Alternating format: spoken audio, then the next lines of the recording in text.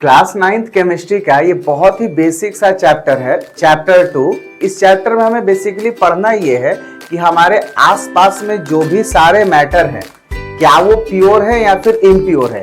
इसीलिए इस चैप्टर का नाम है is matter around us pure. इस चैप्टर को शुरुआत हम लोग करेंगे एक बेसिक से क्लासिफिकेशन ऑफ मैटर से। जैसे यहां पे हम लोगों ने मैटर को on the basis of purity divide किया है दो कैटेगरी में, प्योर एंड इम्प्योर। इम्प्योर को दूसरे एक और नाम से जानते हैं जिसको हम लोग बोलते हैं मिक्सचर। अगर हम लोग प्योर एंड मिक्सचर या फिर प्योर एंड इम्प्योर को फर्दर कैटेगराइज करें तो हमें प्योर के दो कैटेगरी मिलते हैं on the basis of chemical nature, elements and compound form. ठीक है, तो element and compound these are the two further category of pure matter. वही इम्प्योर का homogeneous and heterogeneous on the basis of homogeneity, homogeneous and heterogeneous है हमारा impure.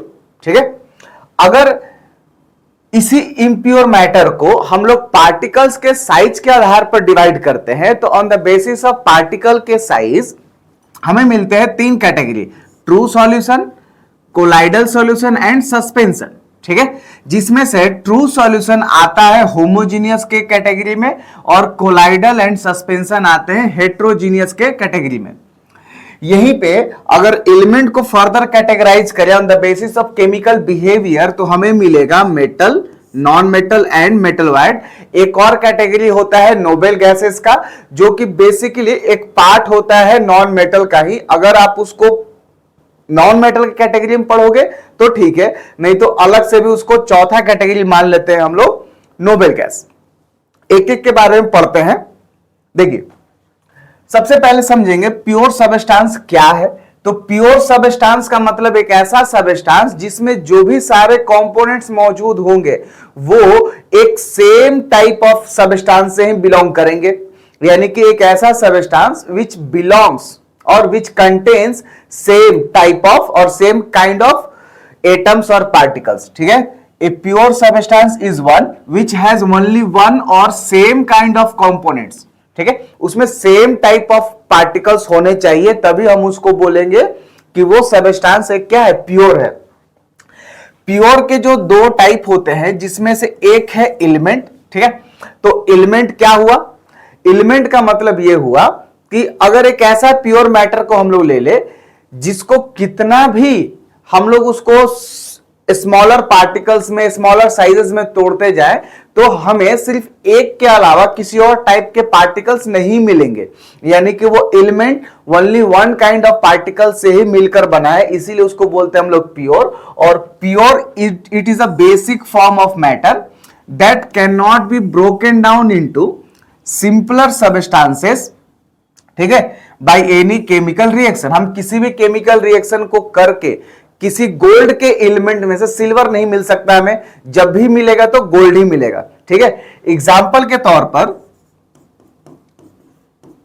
Gold, ठीक है, iron, aluminium, oxygen, nitrogen, ETC, ये सब कुछ types है एलिमेंट्स के। और आज तक हमारे पास टोटल एलिमेंट्स हैं 118, जिसमें से 92 नेचुरल है, जिसमें से 92 क्या है, नेचुरल, और बाकी का जो बच गया वो सब आर्टिफिशियल है, उसको हम लोगों ने लैब में मैन मेड तरीके से बनाया है। तो अब बात करते हैं क्लासिफिकेशन ऑफ एलिमेंट्स के बारे में। जैसा हमने पहले भी इस बात को डिस्कस कर लिया है कि एलिमेंट्स को फर्दर किन किन कैटेगरी में डिवाइड किया गया है on the basis of chemical behaviour. तो पहला metals, non metals and metalloids. ठीक है, तो वन बाय वन देखते हैं। मेटल्स, मेटल्स क्या है कि मेटल्स एक ऐसा एलिमेंट है जिसके एटम्स के पास में इतना कैपेबिलिटी होता है कि वो अपने आउटर मोस्ट सेल से इलेक्ट्रॉन को लूज करके पॉजिटिव चार्ज कैटायन बना सकता है। ठीक है, तो मेटल्स क्या होते हैं, metals are those elements whose atoms have ability to lose electrons and form positive charge, जिसको हम लोग बोलते हैं cation. Cations and anions these are the two types of anions on the basis of nature of charge। अगर positive charge है तो उसको बोलते हैं केटायन, नेगेटिव चार्ज है तो उसको बोलते हैं हम लोग एनायन। तो यहां पे अगर बात करें मेटल, तो मेटल के एटम अपने इलेक्ट्रॉन को लूज करते हैं, जिसके कारण से पॉजिटिव चार्ज आयन बन जाते हैं। ठीक है, जैसे मान लिया जाए कि ये एक कैल्शियम है, इसमें अभी फिलहाल में 2 8 8 एंड 2 इलेक्ट्रॉन है, ये 2 इलेक्ट्रॉन लास्ट का है, तो ये क्या करेगा, अपने में से 2 इलेक्ट्रॉन को लूज करेगा, जिसके कारण से ये बन जाएगा Ca2+। ठीक है, और अब इसका इलेक्ट्रॉनिक कॉन्फ़िगरेशन हो जाएगा 2 8 एंड 8। तो इसको हम लोग बोलते हैं Ca यानी कैल्शियम के एटम, और इसको हम लोग बोलते हैं कैल्शियम के आयन। हालांकि ये पॉजिटिव है तो इसको हम लोग बोलते हैं कैल्शियम केटायन। ठीक है, यहां पे ये कुछ स्ट्रक्चर है, आउटर मोस्ट में ये वाला इलेक्ट्रॉन है। ठीक है, ये इलेक्ट्रॉन बाहर निकलेगा, जिसके कारण से सिर्फ इतना ही बच जाएगा और ये X एटम प्लस चार्ज बन जाएगा। ठीक है, एग्जाम्पल के तौर पे aluminium, iron, sodium, calcium, gold, silver, etc ऐसे करके पूरे पीरियोडिक टेबल में नियर अबाउट 94 आउट ऑफ 118, जिसमें से 94 मेटल्स होते हैं। ठीक है, इनके वैलेंस इलेक्ट्रॉन 1 2 या फिर 3 होते हैं। वैलेंसी यानी कि 1 2 और 3, अगर किसी के आउटर मोस्ट में 1 है तो 1 लूज करेगा और एक वैलेंसी के जैसा एक प्लस चार्ज बना लेगा। सिमिलरली किसी के आउटर मोस्ट में 2 है तो वो 2 इलेक्ट्रॉन को लूज करके 2 प्लस चार्ज बना लेगा, जिसके कारण से वैलेंसी क्या हो गया, उसका 2 हो गया। सिमिलरली किसी का आउटर मोस्ट में 3 है तो वो 3 इलेक्ट्रॉन को लूज करके वैलेंसी 3 बना लेगा। ठीक है, इनके एटम्स में क्या होते हैं, इलेक्ट्रोपॉजिटिव नेचर होते हैं। ठीक है, जैसे हमने अभी भी यहां पर डिस्कस किया है कि ये इलेक्ट्रॉन को लूज कर सकते हैं, जिसके कारण से पॉजिटिव चार्ज फॉर्म कर सकते हैं। ये पीरियोडिक टेबल है जो कि बोलते हैं घर। ठीक है, किसका, तो सारे एलिमेंट्स का, सारे एलिमेंट्स इसी में मौजूद है पूरे 118। ये वाला जो पोर्शन है रेड जो दिख रहा है, ये पूरा का पूरा क्या है, सब का सब मेटल्स है। ये पूरे के पूरे क्या है, मेटल्स है। ये पहले 2 को, ये वाला जो है ये जो 2 लाइंस है इसको बोलते हैं हम लोग S block metals.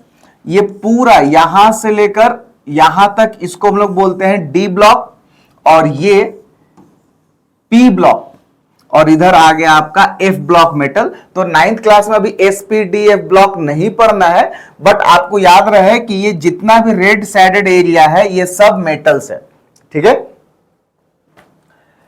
Now occurrence of metal, कि मेटल्स नेचर में कैसे अकर करता है, तो on the basis of their reactivity 2 तरीके से अकर करते हैं।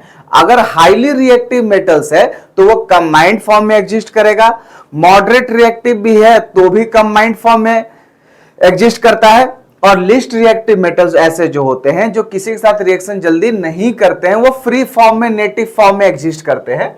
जैसे कंबाइंड स्टेट। ठीक है, पहला स्टेट अकरेंस क्या है, कंबाइंड स्टेट। कंबाइंड स्टेट में हाईली रिएक्टिव मेटल्स अकर करते हैं, और ये कंबाइंड होकर जैसे carbonate form, sulphates form, oxides form, इस फॉर्म में एग्जिस्ट करते हैं। जैसे सोडियम, सोडियम क्लोराइड के फॉर्म में मिलेगा NaCl के रूप में, कार्बोनेट के फॉर्म में मिलेगा सोडियम कार्बोनेट, एंड सल्फेट के फॉर्म में मिलेगा सोडियम सल्फेट, etc। कुछ दूसरा है फ्री स्टेट और नेटिव स्टेट। फ्री स्टेट या फिर नेटिव स्टेट में लेस रिएक्टिव मेटल्स होते हैं, ऐसे रिएक्टिव वाले मेटल्स जो कि किसी के साथ में जल्दी से रिएक्शन नहीं करते हैं, तो अकेला हमेशा एग्जिस्ट करते हैं। जैसे गोल्ड, सिल्वर, प्लैटिनम, ये सब जो है वो सब लिस्ट रिएक्टिव मेटल्स का कैटेगरी में मिलते हैं। ठीक है, और ये फ्री स्टेट में ही एग्जिस्ट करते हैं नेचर में। इनमें से जैसे कॉपर और सिल्वर ये लिस्ट रिएक्टिव मेटल्स हैं, बट ये नेटिव स्टेट के साथ साथ में कंबाइंड स्टेट में भी पाए जाते हैं। ठीक है, अगर हम बात करें फिजिकल प्रॉपर्टीज ऑफ मेटल्स के बारे में, तो सबसे पहला फिजिकल प्रॉपर्टीज है उसका फिजिकल स्टेट, कि रूम टेम्परेचर पर कौन सा मेटल किस फॉर्म में एग्जिस्ट करता है। तो जनरली जो मेटल्स होते हैं वो सॉलिड फॉर्म में एग्जिस्ट करते हैं। ठीक है, और सॉलिड है तो हार्ड होंगे, क्योंकि इनके एटम्स के बीच में मेटालिक बॉन्ड ये बोलिए या फिर आयनिक बॉन्ड, ये बहुत ही तगड़ा बनता है। आयनिक बॉन्ड तो नहीं, बट यहां पे जो मेटल एंड मेटल के एटम के बीच में जो बॉन्ड बनता है वो बहुत ही स्ट्रांग बॉन्ड होता है, जिसके कारण से वो पूरा का पूरा स्ट्रक्चर क्या होता है, हार्ड होता है। ठीक है, बट कुछ एक्सेप्शन है। सोडियम और पोटेशियम में सॉफ्ट होते हैं, इतने सॉफ्ट होते हैं कि इनको चाकू से भी हम लोग काट कर अलग कर सकते हैं। ठीक है, जिसमें से एक मर्क्यूरी एक ऐसा एक्सेप्शन है जो कि लिक्विड स्टेट में एग्जिस्ट करता है एट रूम टेम्परेचर। मर्क्यूरी को छोड़कर जितने भी सारे मेटल्स हैं वो सब के सब एग्जिस्ट करते हैं सॉलिड स्टेट में एट रूम टेम्परेचर। दूसरा फिजिकल प्रॉपर्टीज है मेल्टिंग एंड बॉइलिंग पॉइंट। तो इनके मेल्टिंग एंड बॉइलिंग पॉइंट बहुत ही ज्यादा होते हैं। जैसे अगर हम बात करें बेरिलियम के बारे में, बेरिलियम एक मेटल है एटॉमिक नंबर 4, इसका मेल्टिंग पॉइंट है 1287 डिग्री एंड बॉइलिंग पॉइंट है 2472 डिग्री सेल्सियस। इतना high melting and boiling point है एक छोटे से मेटल्स का। इनमें सोडियम एंड पोटेशियम का low melting point and boiling point होता है क्योंकि ये सॉफ्ट मेटल है। वहीं पे गैलियम एंड सीजियम दो एक ऐसे मेटल्स है जिनका मेल्टिंग पॉइंट बहुत ही लो होता है, इतना लो कि अपने हाथ पे रखेंगे तो वो मेल्ट हो जाएगा, यानी कि इनका boiling melting point near about body temperature के ही आसपास में होता है। तीसरा प्रॉपर्टीज है लस्ट्रस। लस्ट्रस का मतलब होता है कि मेटल्स के सरफेस शाइन करते हैं, क्योंकि जब इन पर कोई भी रेडिएशन कोई भी लाइट पड़ता है तो इसके सरफेस में इतना कैपेबिलिटी होता है कि सारा का सारा लाइट यानी most of the part of the light को क्या करते हैं, ये बाहर इमिट कर देते हैं, जिसके कारण से उसका सरफेस क्या होता है, चमकते रहता है, शाइन करते रहता है। ठीक है, नेक्स्ट है मैलिएबिलिटी। मैलिएबिलिटी का मतलब मेटल्स को हम लोग पीट पीट कर थीन से थीन, पतला से पतला शीट में कन्वर्ट कर सकते हैं। इसी मैलिएबिलिटी प्रॉपर्टीज के कारण से आपको मिलता है सोने का पतला से पतला layer, gold foil, aluminium foil जिसको हम लोग यूज करते हैं फूड रैपिंग पर्पज से। ठीक है, गोल्ड एंड सिल्वर ये सबसे मोस्ट मैलिएबल है। जिंक एक्सेप्शन है जो कि नॉन मैलिएबल है। ठीक है, नेक्स्ट प्रॉपर्टी है डक्टाइल और डक्टिलिटी, यानी कि इसको मेटल्स को हम लोग खींच खींच कर पतला वायर के तौर पे यूज कर सकते हैं, जिसके कारण से हमें वायर मिलते हैं। ठीक है, इलेक्ट्रिकल वायर्स कॉपर के बने होते हैं और आप लोगों ने देखा होगा कि कितना बारीक सा पतला सा वायर होता है। ठीक है, तो वो उतना बारीक उतना पतला में कैसे कन्वर्ट हो पाया, क्योंकि कॉपर एक मेटल है और मेटल के पास डक्टाइल होता है नेचर। ठीक है, गोल्ड सबसे ज्यादा डक्टाइल है, जिंक नॉन डक्टाइल है, ये एक्सेप्शन है। ठीक है, इसी तरह से नेक्स्ट प्रॉपर्टी है सोनोरिटी, यानी कि जब हम लोग मेटल को स्ट्रक करेंगे, हीट करेंगे तो it will produce ringing sound, ये साउंड प्रोड्यूस करता है रिंगिंग साउंड। ठीक है, इसी प्रॉपर्टी को बोलते हैं हम लोग सोनोरिटी। गुड कंडक्टर होते हैं इलेक्ट्रिसिटी के, क्योंकि इनमें फ्री इलेक्ट्रॉन अवेलेबल होता है। Due to the presence of free electron in the metal behave as a good conductor of electricity. Heat के भी गुड कंडक्टर होते हैं, बट यहां पर मर्क्यूरी एंड लीड ये दो ऐसे मेटल्स हैं जो कि पुअर कंडक्टर होते हैं। ठीक है, डेंसिटी वाइज बात करें तो डेंसिटी मेटल का बहुत हाई होता है, जैसे आयरन का डेंसिटी 7.8 ग्राम पर सीसी, मैग्नीज का 7.4 ग्राम पर सीसी होता है, इतना हाई। ठीक है, सोडियम एंड पोटेशियम का डेंसिटी बहुत लो होता है क्योंकि सॉफ्ट मेटल है, इसका 0.97 ग्राम पर सीसी और पोटेशियम का 0.86 ग्राम पर सीसी। आप कंपेयर कर लो 7.8 7.4 को 0.97 0.86 से। ठीक है, ये बहुत हाई है, ये बहुत लो है। अगर बात करें कि मेटल्स का क्या क्या यूज होता है, तो डिफरेंट मेटल्स का डिफरेंट यूजेस है, डिफरेंट एरियाज में यूजेस है। ठीक है, जैसे गोल्ड, सिल्वर, प्लैटिनम का यूजेस ज्यादातर हम लोग करते हैं ज्वेलरी मेकिंग पर्पस से। ठीक है, सोडियम, टिन, जिरकोनियम का इस्तेमाल हम लोग करते हैं एटॉमिक स्पेस प्रोजेक्ट्स वगैरह में। ठीक है, आयरन का इस्तेमाल बहुत ही ज्यादा है, जैसे कि स्टील बनाने में, रेलवे में बहुत ज्यादा इसका इस्तेमाल करते हैं। Sodium, magnesium, potassium, calcium, iron, इन सब का इस्तेमाल हम लोग करते, हमारे पास जो है लिविंग बॉडी, उसमें भी एज अ मिनरल्स के तौर पे ये सारे मौजूद होते हैं। ठीक है, यूरेनियम का इस्तेमाल हम लोग करते हैं न्यूक्लियर फ्यूल के तौर पे, या फिर उससे हम लोग बनाते हैं वेपन। ठीक है। अब दूसरा कैटेगरी है एलिमेंट्स का जिसको हम लोग बोलते हैं नॉन मेटल। नॉन मेटल यानी मेटल का अपोजिट, ठीक है। तो मेटल में क्या था कि उसके एटम के पास में इतना कैपेबिलिटी था कि वो अपने आउटर मोस्ट इलेक्ट्रॉन को क्या कर सकता है, लूज करके पॉजिटिव चार्ज बना लेगा। लेकिन इसका रिवर्स नॉन मेटल करता है कि नॉन मेटल एक ऐसे एलिमेंट्स होते हैं जिनके एटम के पास में इतना कैपेबिलिटी होता है कि वो कहीं बाहर के एटम में से इलेक्ट्रॉन को गेन कर लेते हैं और गेन करने के कारण से उन पर आ जाता है माइनस चार्ज, और माइनस चार्ज को हम लोग बोलते हैं हम लोग एनायन, ठीक है। तो नॉन मेटल्स का definition, non metals are those elements whose atoms have ability to gain electron, ठीक है, and form negative charge ion, जिसको हम लोग बोलते हैं एनायन। फॉर एग्जांपल जैसे मान लिया जाए कि ऑक्सीजन, इसका आउटर मोस्ट या फिर इलेक्ट्रॉनिक कन्फिग्रेशन 2,6, ये क्या करेगा, इस वाले आउटर मोस्ट सेल में ये 2 इलेक्ट्रॉन को ले लेगा, गेन कर लेगा, जिसके कारण से इस पर चार्ज आ जाएगा 2- और इसका कन्फिग्रेशन हो जाएगा 2,8 नियोन के जैसा स्टेबल, और ये माइनस चार्ज बन गया, तो इसको हम लोग बोलेंगे ऑक्सीजन का anion. Oxygen, hydrogen, chlorine S8, ठीक है, P4 कार्बन, F2Br2, ये सब कुछ कैटेगरीज है और कुछ एग्जांपल्स है नॉन मेटल्स के, ठीक है। वैलेंस इलेक्ट्रॉन 4, 5, 6, 7 होते हैं। वैलेंस इलेक्ट्रॉन का मतलब सबसे आउटर मोस्ट सेल में पड़ा हुआ इलेक्ट्रॉन, जैसे यहां पर ऑक्सीजन के आउटर मोस्ट में कितना है, 6 है, ठीक है।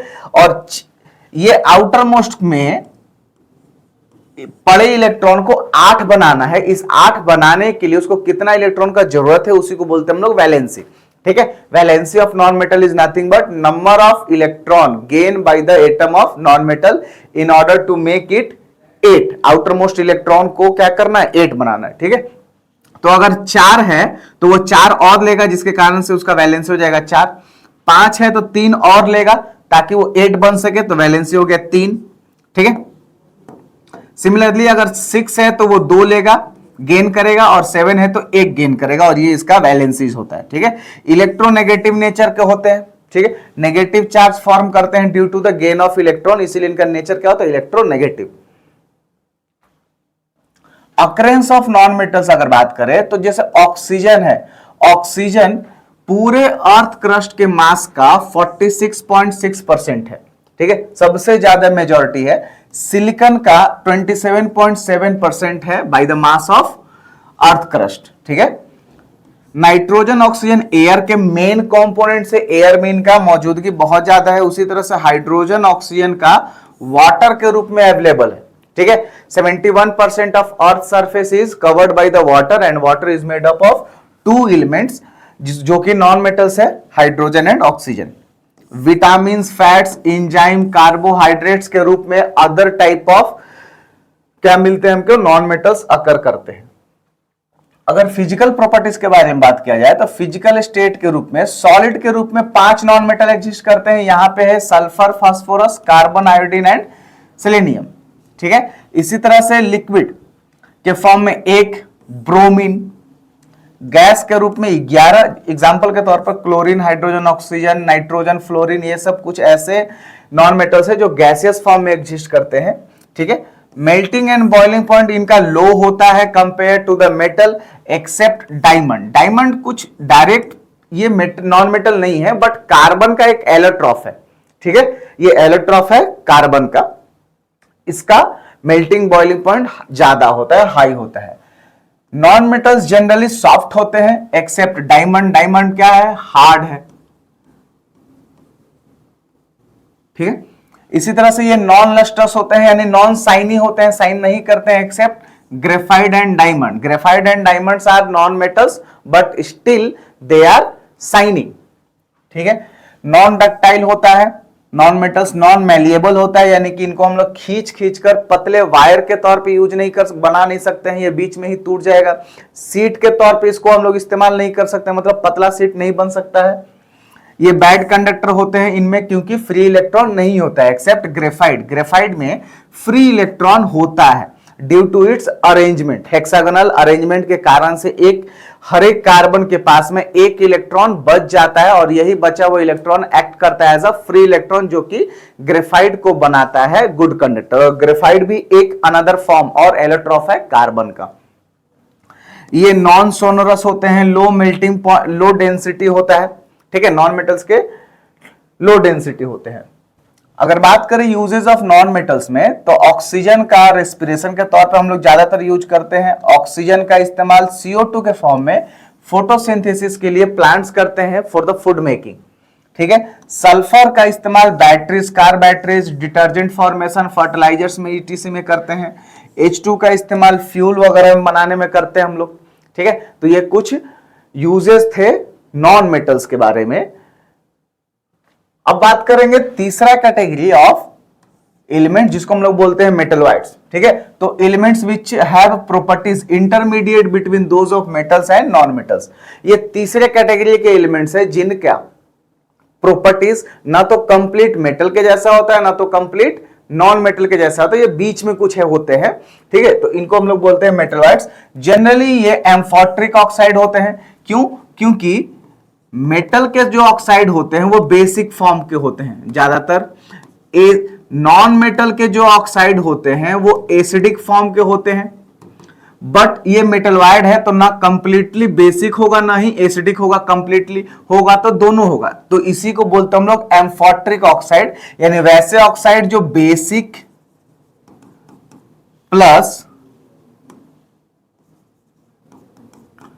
एसिडिक नेचर के होते हैं, ठीक है। यानी कि ये ऑक्साइड बेसिक एंड एसिडिक के कारण होने के कारण से ये एसिड एंड बेस दोनों के साथ रिएक्ट कर सकते हैं, ठीक है। तो amphoteric oxides are those oxides which can behave like acid as well as basic nature, ठीक है।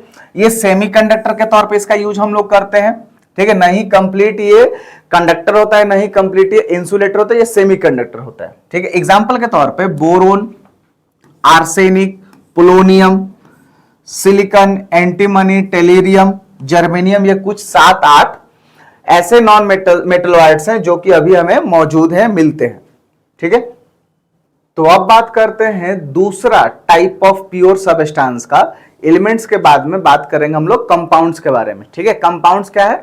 तो कंपाउंड्स दो या दो से अधिक एलिमेंट्स का केमिकल कॉम्बिनेशन है, ठीक है, एक पर्टिकुलर रेशियो में बाय देयर मास। कैसे? कंपाउंड्स क्या है? Compound is a substance which is made up of 2 or more elements which are chemically combined in a fixed proportion by their weight, ठीक है। जैसे अगर एक एलिमेंट है, हमने लिया कार्बन और लिया ऑक्सीजन, तो ये दोनों मिलकर बनाएगा CO2, तो इस CO2 को बोलेंगे कंपाउंड, ठीक है। सिमिलरली अगर नाइट्रोजन है और हाइड्रोजन है तो ये दोनों मिलकर बना अमोनियम, तो ये अमोनियम एक क्या हो गया? कंपाउंड हो गया, ठीक है। और इसमें नाइट्रोजन और हाइड्रोजन एक fix ratio of their masses में ही अवेलेबल है। जैसे कैसे मास निकालते हैं? तो सबसे पहले इसको हम लोग करते हैं बैलेंस। यहां पे हो जाएगा 2 और ये हो जाएगा 3। अब इसका मास हो जाएगा 28 एंड ये 6, ठीक है। और इसको अगर हम लोग सिंप्लीफाई करें तो ये हो गया 14 और ये हो गया 3, यानी कि 14:3 रेशियो ऑफ देयर वेट में नाइट्रोजन और हाइड्रोजन मिले हैं किस और क्या बनाते हैं? अमोनिया, ठीक है। यानी कि अगर 14 ग्राम नाइट्रोजन और 3 ग्राम हाइड्रोजन को मिलाते हैं तो हमको ओवरऑल ये पूरी तरह से रिएक्ट कर जाएंगे और बनाएगा 17 ग्राम अमोनिया, ठीक है। अगर इस रेशियो के अलावा किसी और रेशियो में हम लोग डालते हैं तो कुछ ना कुछ एक्सेस होगा और वो कुछ ना कुछ बच जाएगा, ठीक है। मॉलिक्यूल्स जो होते हैं, मॉलिक्यूल्स, ये एक मॉलिक्यूल है CO2 का, ये एक मॉलिक्यूल है अमोनिया का। ऐसे ऐसे मॉलिक्यूल्स बहुत सारे होंगे तो कंपाउंड बनाएंगे, ऐसे ऐसे CO2 के मॉलिक्यूल बहुत सारे होंगे तो CO2 कंपाउंड बनाएगा। यानी कि मॉलिक्यूल हो गया एक स्मॉलेस्ट यूनिट ऑफ कंपाउंड, ठीक है। इसी तरह से कुछ अदर एग्जांपल्स है, हाइड्रोजन प्लस ऑक्सीजन मिलकर वाटर। इसमें हाइड्रोजन ऑक्सीजन का जो रेशियो होता है वो 1:8 होता है। सिमिलरली सोडियम एंड क्लोरीन मिलकर सोडियम क्लोराइड बनाता है बाय द फॉर्मेशन ऑफ, यहां पर आयनिक बॉन्ड बना है, यहां पर बना है कोवैलेंट, तभी तो हो गया है वो दोनों एक दूसरे से केमिकली कंबाइंड। केमिकली कंबाइंड का मतलब केमिकल रिएक्शन हुआ है एलिमेंट्स के बीच में और बॉन्ड बना है और जिसके कारण से वो सब जुड़ गए हैं। ठीक है, बात करते हैं प्रॉपर्टीज के बारे में। तो प्रॉपर्टीज ऑफ कंपाउंड्स में सबसे पहला प्रॉपर्टीज है कि किसी भी कंपाउंड्स में जो भी एलिमेंट्स मौजूद हैं उसको हम लोग अगर अलग करना चाहें, सेपरेट करना चाहें, तो किसी केमिकल मेथड के लगाने से ही सेपरेट हो सकता है, किसी फिजिकल मेथड लगाने से वो कभी नहीं होगा। यानी कि compounds can not be separated into components by physical method. ठीक है, similarly properties of compounds are entirely different from the components। जैसे अगर बात करें हाइड्रोजन एंड ऑक्सीजन, ये दोनों ही हेल्पफुल होते हैं कंबसन में। ठीक है, लेकिन इन दोनों से मिला हुआ जो एक फॉर्म है जिसको हम लोग बोलते हैं वाटर, तो वाटर तो फायर को, कंबसन को क्या करता है, बुझा देता है, उसको रोक देता है। ठीक है, यानी कि जब हाइड्रोजन अलग था, जब ऑक्सीजन अलग था, तो उसका कुछ प्रॉपर्टीज था, लेकिन दोनों जब मिल गया और बन गया वाटर, तो अब इस वाटर में ना ही हाइड्रोजन का प्रॉपर्टीज है ना ही ऑक्सीजन का प्रॉपर्टीज है, अब बिल्कुल नया प्रॉपर्टीज है जिसको हम लोग बोलते हैं properties of water.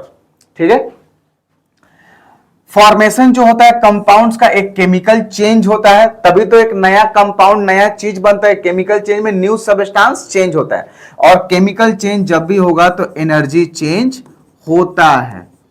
Energy change होगा, या तो एनर्जी वो इनटेक करेगा या तो रिलीज करेगा। अगर एनर्जी ले रहा है तो उस प्रोसेस को बोलते हैं, उस चेंज को बोलते हैं हम लोग इंडोथर्मिक। अगर वो रिलीज करेगा एनर्जी तो उसको बोलते हैं हम लोग एक्सोथर्मिक। ठीक है, in the form of heat होना चाहिए वो एनर्जी। ये होमोजीनियस सबस्टेंस होते हैं। होमोजीनियस सबस्टेंस का मतलब जो भी एलिमेंट्स मिलकर कंपाउंड्स बना रहे हैं, उस कंपाउंड्स में एलिमेंट्स अलग अलग नहीं दिखेगा, एक समान रूप से सब क्या हो जाता है, डिस्ट्रीब्यूट हो जाता है, मिक्स हो जाता है। ठीक है, तो इस तरह के मिक्सिंग को बोलते हैं हम लोग होमोजीनियस, यूनिफॉर्म मिक्सिंग। कंपाउंड्स का मेल्टिंग एंड बॉइलिंग पॉइंट एकदम कांस्टेंट फिक्स होता है। ठीक है, अगर एक एटमॉस्फेरिक प्रेशर पे हो तो। ठीक है, सिमिलरली ईच कंपाउंड्स के अलग अलग अपने उनके फिजिकल, उनके फॉर्मूलेज होते हैं। ठीक है, जैसे अगर हमको कंपाउंड्स को रिप्रेजेंट करना है तो कंपाउंड्स में तो बहुत सारे एलिमेंट्स मिले हुए हैं, तो कैसे रिप्रेजेंट करेंगे। इवन दो एलिमेंट्स को रिप्रेजेंट करते हैं सिंबल से, लेकिन सिंबल इसमें एक से अधिक हो जाएगा कंपाउंड्स में, तो कंपाउंड्स को हम लोग रिप्रेजेंट करते हैं केमिकल फॉर्मूला से, ना कि किसी सिंबल से। ठीक है, तो ईच कंपाउंड्स के एक डिफरेंट, एक फिक्स फॉर्मूले होते हैं। So this is up to the compounds. तो अब तक हम लोगों ने प्योर सबस्टेंसेस के बारे में पढ़ा, और अब बारी है इम्प्योर सबस्टेंसेस के बारे में जानने का। इम्प्योर सबस्टेंस क्या होता है, it is also combination of two or more substances, but फर्क क्या है कि इसमें इम्प्योर में किसी भी रेशियो में दो या दो से अधिक सबस्टेंसेस आपस में मिक्स हो सकते हैं, और जब ये मिक्स होते हैं तो इनके बीच में कोई भी केमिकल रिएक्शन नहीं होता है। यानी कि ये दोनों आपस में सिर्फ फिजिकली कांटेक्ट में रहते हैं बिना एनी केमिकल बॉन्ड। ठीक है, तो यहां पे इम्प्योर को एक और नाम से जानते हैं जिसको हम लोग बोलते हैं मिक्सचर। ठीक है, तो mixture is a combination of two or more substances that are in close contact only. ठीक है, सिर्फ और सिर्फ फिजिकली एक दूसरे के आसपास है, साथ में मौजूद है, दैट्स इट। ठीक है, और can be mix together in any ratio, किसी भी रेशियो में, मास के रेशियो में मिल सकते हैं, ऐसा कोई फिक्स नहीं है। ठीक है, एग्जाम्पल के तौर पर air is a mixture of various gases like nitrogen, oxygen, hydrogen and some noble gases also. ठीक है, सॉइल में भी बहुत सारी चीजें मिक्स होती हैं। देन विनेगर का मतलब यह हुआ कि एसिडिक एसिड प्लस में वाटर का aqueous solution. Similarly brine solution का मतलब यह हुआ कि NaCl प्लस में H2O का एक्वस सॉल्यूशन, इसको हम लोग बोलते हैं ब्राइन। तो अब आप पानी में जो NaCl कितना भी डालो वो हमेशा बनेगा क्या, brine. It means amount is not fixed, means ratio is not fixed. ठीक है, जो चीज एक मिक्सचर में प्रेजेंट होते हैं उसको हम लोग बोलते हैं कंपोनेंट्स, यानी कि the substances present in a mixture are called components. ठीक है, टाइप्स ऑफ मिक्सचर समझते हैं हम लोग on the basis of homogeneity, मतलब कि दो या दो से अधिक जो सबस्टेंसेस मिलकर एक मिक्सचर बना रहा है वो एक दूसरे में किस तरह से मिक्स्ड अप हुआ है। ठीक है, अगर दो या दो से अधिक सबस्टेंसेस एक दूसरे में यूनिफॉर्म तरीका से मिक्स हो गया, एकदम बढ़िया से मिक्स हो गया है, तो उसको हम लोग बोलते हैं होमोजीनियस, और नहीं तो फिर उसको बोलेंगे हम हेट्रोजीनियस। ठीक है, तो होमोजीनियस मिक्सचर पहला टाइप है मिक्सचर का, ए mixture which has uniform composition throughout its mass. ठीक है, यानी कि जैसे यहां पे ये पूरा एक मिक्सचर है, ठीक है, इसमें हमने क्या डाला, वाटर, और साथ में हम डाल दिए कुछ शुगर का क्रिस्टल्स डाल दिए। ठीक है, इसमें क्या डाल दिया हमने, ये है हमारा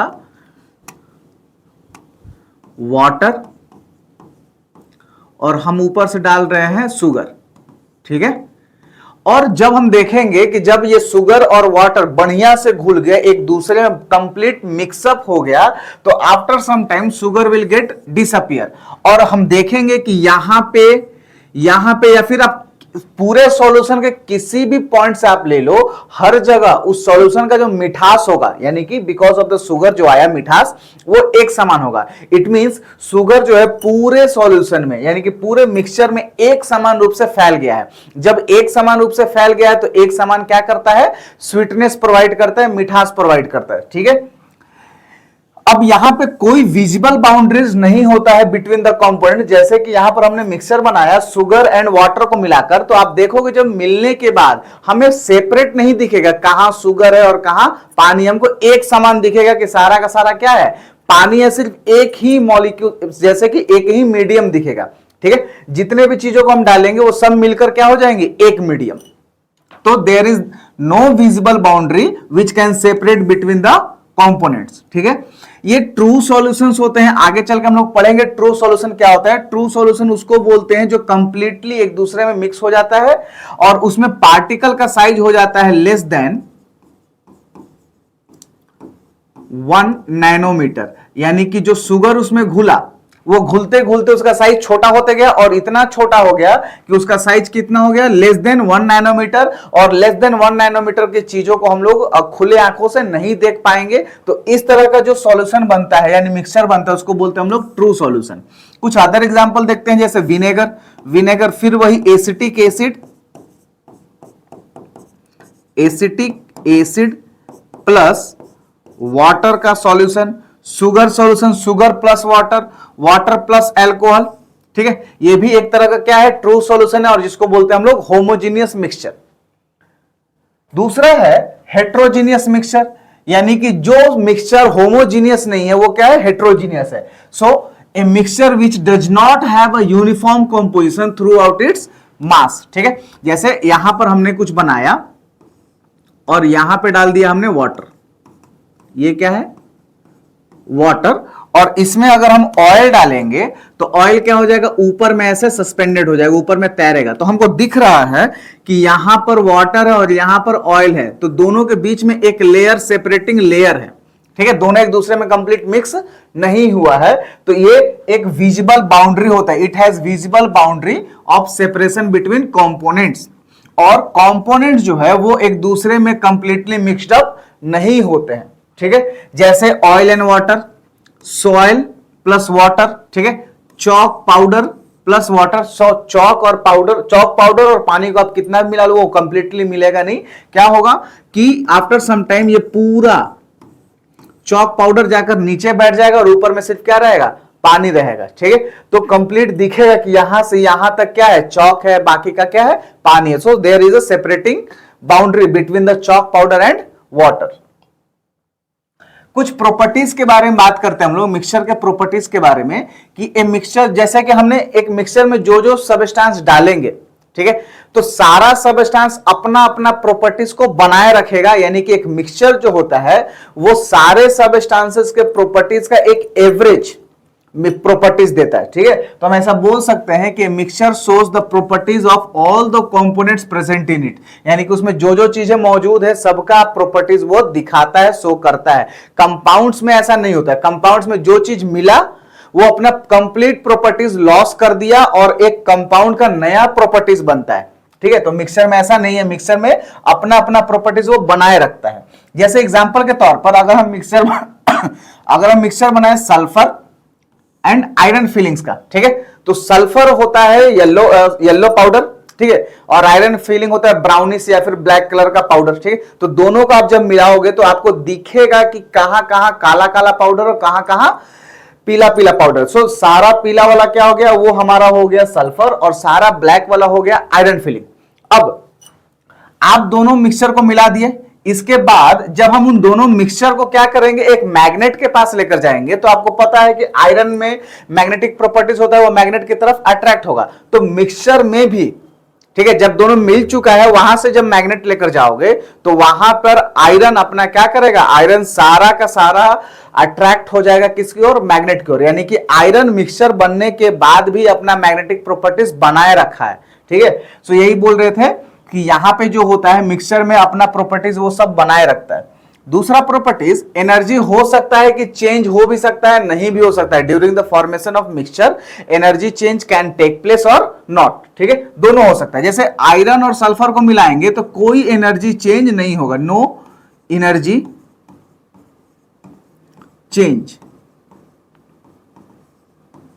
ठीक है। जबकि सोडियम हाइड्रोक्साइड और वाटर को मिलाकर जब हम एक्वस सॉल्यूशन बनाएंगे सोडियम हाइड्रोक्साइड का, तो इसमें एनर्जी क्या होगा, रिलीज होगा, यानी कि एनर्जी हो गया चेंज, एनर्जी रिलीज होगा और ये हो जाता है एक्सोथर्मिक, ठीक है।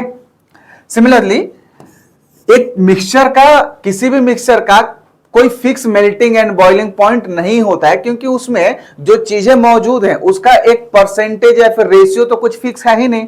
तो उसका मेल्टिंग एंड बॉइलिंग पॉइंट कैसे फिक्स होता है, तो ये क्या होता है, वेरिएबल होता है, no fix melting and boiling point of a mixture. Mixture के फॉर्मेशन में कभी भी केमिकल रिएक्शन प्लेस नहीं होता है, कभी भी केमिकल रिएक्शन नहीं होता है, हमने ऑलरेडी बता दिया, ठीक है। तो components of a mixture can be separated by using suitable physical process. जैसे कि अगर एक मिक्सचर हमने तैयार कर दिया, ठीक है, दो या दो से अधिक चीजों को मिलाकर, और अब हमें क्या करना है, उसको सेपरेट करना है, ठीक है। तो सेपरेट करने के लिए हम फिजिकल मेथड लगाएंगे, ना कि केमिकल मेथड लगाएंगे। क्यों? क्योंकि मिक्सचर में जो दो या दो से अधिक चीजें मौजूद है वो तो सब आपस में फिजिकली कनेक्टेड है। तो फिजिकल मेथड लगाएंगे, जैसे सब्लिमेशन मेथड हो सकता है, फिल्ट्रेशन मेथड हो सकता है, ठीक है, क्रिस्टलाइजेशन मेथड हो सकता है, डिस्टिलेशन, ये सब कुछ फिजिकल मेथड है। तो डिपेंड करता है कि मिक्सचर में क्या चीज मौजूद है, उसका नेचर क्या है, उसके हिसाब से हम सेलेक्ट करते हैं कि कौन सा मेथड सुटेबल होगा इसको सेपरेट करने के लिए। तो with the help of suitable physical methods we can separate components of a mixture easily, ठीक है। यहां पर कुछ हम डिफरेंस देखते हैं between the compound and mixture. सबसे पहला ये डिफरेंस है कि ये कंपाउंड प्योर है और ये वाला होता है इम्प्योर। सबसे मेजर डिफरेंस यही है, ठीक है। तो कंपाउंड्स में जो एलिमेंट्स होते हैं वो एक फिक्स रेशियो में आपस में मिले होते हैं, जबकि मिक्सचर में जो एलिमेंट्स या जो कंपोनेंट्स है वो फिक्स रेशियो में अवेलेबल नहीं होते। ये हमने डिस्कस कर लिया, ठीक है। कंपाउंड्स में जो जो चीज मिला बनने के बाद, कंपाउंड्स बनने के बाद उस चीजों का अपना प्रॉपर्टीज खत्म हो जाता है, लॉस कर जाता है, ठीक है। यानी कंपाउंड्स का प्रॉपर्टीज कंप्लीटली डिफरेंट होता है देन इट्स कंपोनेंट्स, ठीक है। यानी कि वो जिस एलिमेंट से मिलकर बना है उसका प्रॉपर्टीज और कंपाउंड का प्रॉपर्टीज दोनों अलग होगा। जबकि एक मिक्सचर जो है वो अपने सारे कंपोनेंट्स का प्रॉपर्टीज को शो करता है। इसको हम लोग केमिकल मेथड से सेपरेट कर सकते हैं, यानी कंपाउंड्स में जो भी एलिमेंट्स को मिलाए हुए हैं अगर उसको सेपरेट करना है तो we can separate it with the help of suitable chemical method, but components of a mixture can be separated by suitable using of suitable physical method, ठीक है।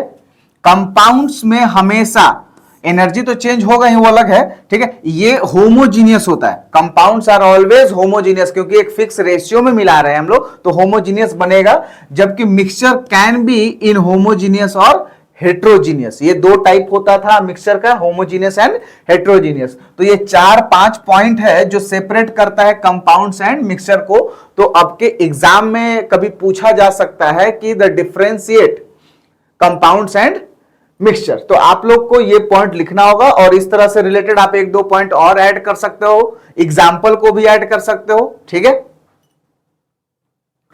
तो अब बात करते हैं सॉल्यूशन के बारे में कि सॉल्यूशन क्या होता है। सॉल्यूशन एक होमोजीनियस टाइप ऑफ मिक्सचर है जिसमें दो या दो से अधिक चीजें आपस में कंप्लीटली मिक्स्ड अप होकर मिले रहती हैं और उनमें जो पार्टिकल, सॉलिड पार्टिकल का जो साइज हो जाता है वो हो जाता है लेस देन 1 नैनोमीटर।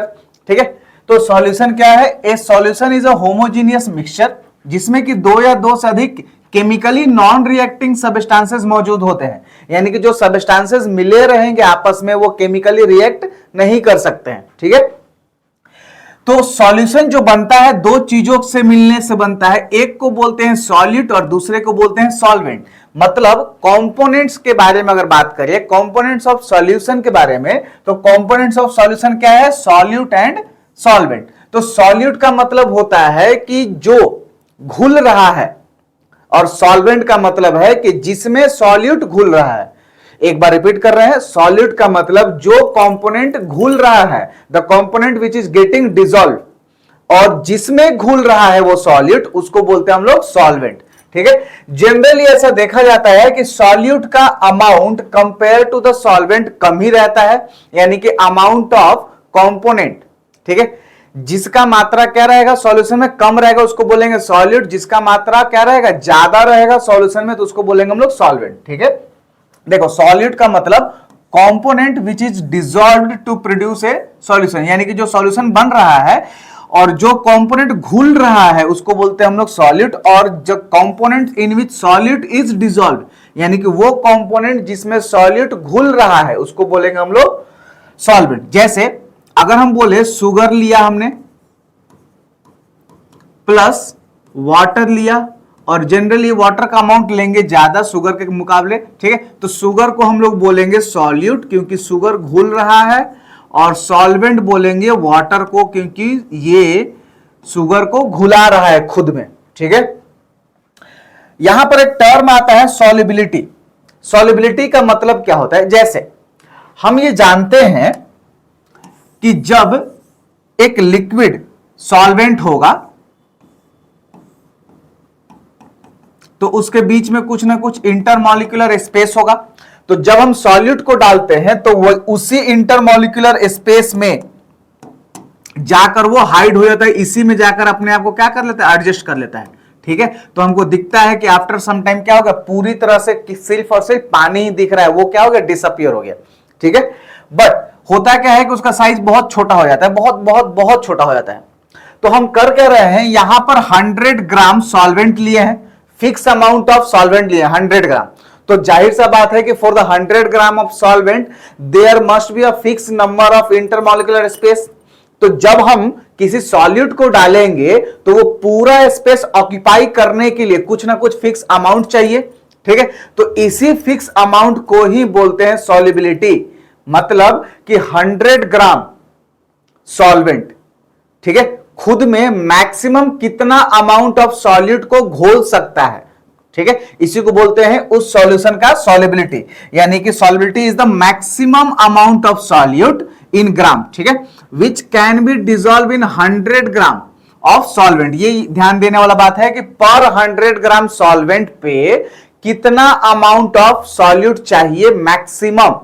ठीक है, in order to make a saturated solution. Saturated solution का मतलब यह हुआ कि अब उसमें और कुछ भी घुल नहीं सकता है, because all the intermolecular spaces are fully occupied. ठीक है, so solubility is the maximum amount of solute in gram which can be dissolved in 100 gram of solute at a given temperature to form a saturated solution। यहां पर temperature maintain करना जरूरी है। Temperature क्या होना चाहिए? कांस्टेंट। क्यों? क्योंकि टेम्परेचर अगर कांस्टेंट नहीं रहेगा तो वो इंटरमॉलिक्यूलर स्पेस क्या होगा? बढ़ते जाएगा। ठीक है, और बढ़ेगा तो जाहिर सा बात है कि और सॉल्यूट उसमें घुल सकता है। तो एक पर्टिकुलर टेम्परेचर पे 100 ग्राम ऑफ सॉल्वेंट कितना मैक्सिमम अमाउंट ऑफ सॉल्यूट को खुद में घोल सकता है ताकि वो सैचुरेटेड सॉल्यूशन बन सके। इसी amount, maximum amount of solute को बोलते हैं सॉल्युबिलिटी ऑफ दैट सॉल्यूशन। ठीक है, यहां पे कुछ कॉन्सेंट्रेशन टर्म्स है, तो सबसे पहले समझते हैं कॉन्सेंट्रेशन का मतलब क्या होता है। ठीक है, तो कॉन्सेंट्रेशन का मतलब होता है कि in a given amount of solution कितना अमाउंट ऑफ सॉल्यूट मौजूद है। ठीक है, एक गिवन अमाउंट ऑफ सॉल्यूशन है तो उसमें कितना अमाउंट ऑफ क्या है, सॉल्यूट मौजूद है। तो क्या हो जाएगा, देखो कॉन्सेंट्रेशन ऑफ सॉल्यूशन का मतलब अमाउंट ऑफ सॉल्यूट बाई में अमाउंट ऑफ सॉल्यूशन। ठीक है, यहां पर डेफिनेशन भी है, it is amount of solute present in given quantity of और प्रेजेंट अमाउंट ऑफ सॉल्यूशन। ठीक है, अमाउंट ऑफ सॉल्यूट बाई में अमाउंट ऑफ सॉल्यूशन। हम कॉन्सेंट्रेशन को अलग अलग टर्म्स में भी रिप्रेजेंट कर सकते हैं, क्योंकि अमाउंट क्या हो सकता है बेसिकली, या तो मास के फॉर्म में हो सकता है या तो वॉल्यूम के फॉर्म में हो सकता है। मास यानी ग्राम से उसको मेजर करेंगे और वॉल्यूम होगा तो मिलीलीटर से मेजर करेंगे। ठीक है, तो उसी के आधार पे क्या है, पहला कॉन्सेंट्रेशन टर्म्स में आता है वेट बाई वेट परसेंटेज या फिर मास बाई मास परसेंटेज। ठीक है, तो होगा क्या कि ये वाला अमाउंट मास में होगा, ये भी अमाउंट मास में होगा, तो हो गया मास बाई मास इनटू अगर इसमें 100 कर दें तो ये हो गया percentage, mass by mass percentage. तो यहां पर फॉर्मूला क्या हो जाएगा, मास ऑफ सॉल्यूट यानी mass of solute in gram divided by mass of solution also in gram. ठीक है, इनटू 100, क्योंकि हमको परसेंटेज चाहिए। ये पहला हुआ। दूसरा क्या होता है, वेट बाई में वॉल्यूम या फिर मास बाई में वॉल्यूम परसेंट। तो ऊपर में ये क्या रहेगा, सॉलिड मास के फॉर्म में रहेगा, नीचे में ये अमाउंट क्या रहेगा, वॉल्यूम के फॉर्म में रहेगा। यानी कि मास of solute in gram by volume of solution in millilitre और इनटू 100, बिकॉज हमको क्या चाहिए, परसेंटेज में चाहिए। ठीक है, तीसरा कॉन्सेंट्रेशन टर्म्स होता है वॉल्यूम बाई वॉल्यूम, दोनों ही क्या रहेगा, वॉल्यूम में रहेगा, v बाई v परसेंटेज। तो volume of solute in ml and volume of solution in ml into 100। तो यहां पर तीन कॉन्सेंट्रेशन टर्म्स हुआ, weight by weight, volume by volume and weight by volume. इन तीनों फॉर्मूलेज का कुछ इस्तेमाल हम लोग करते हैं फॉर द न्यूमेरिकल पर्पस से। ठीक है, देखेंगे एक दो न्यूमेरिकल सॉल्व करके, फिर आपको भी एक क्वेश्चन देंगे ताकि आप उसका प्रैक्टिस करो। ठीक है, देखो ध्यान से, मास ऑफ सॉल्यूशन क्या होता है, सॉल्यूशन मिलकर बना है सॉल्यूट और सॉल्वेंट से। अगर सिर्फ सॉल्यूट है तो उसको सॉल्यूशन नहीं बोलेंगे, अगर सिर्फ सॉल्वेंट है तो भी उसको सॉल्यूशन नहीं बोलेंगे। सॉल्यूशन किसको बोलेंगे, जब सॉल्यूट और सॉल्वेंट आपस में क्या हो जाएगा, मिक्स हो जाएगा। तो ऑब्वियसली मास ऑफ सॉल्यूशन क्या हो जाएगा, mass of solute plus mass of solvent. ठीक है, क्या हो जाएगा यहां पे, mass of solution equal to mass of solute plus mass of solvent. दूसरा उसी तरह से होता है वॉल्यूम ऑफ सॉल्यूशन का मतलब volume of solute plus volume of solvent.